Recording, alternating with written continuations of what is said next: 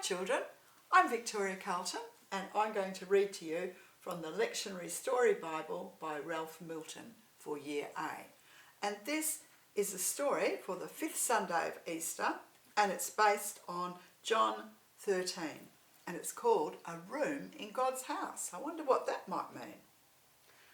Peter was feeling tired.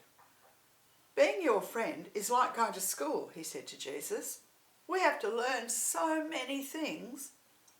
Jesus put his hand on Peter's shoulder. I know, Peter, but I will go away soon, so you need to know these things before I leave. Where are you going? Asked Peter. I am going to a place where you can't come, said Jesus.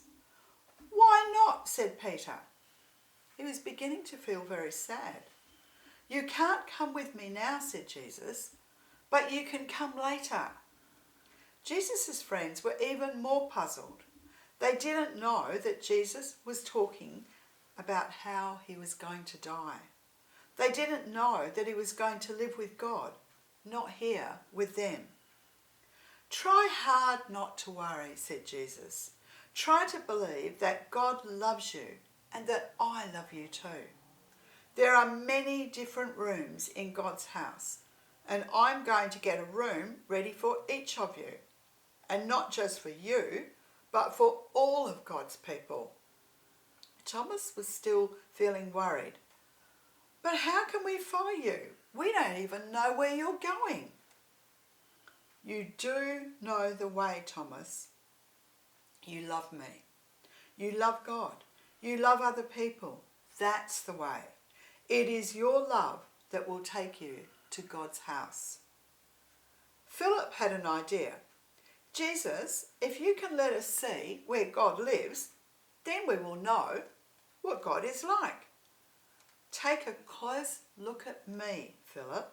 If you have seen me, and if you have felt the deep love that I have for you, then you already know what God is like.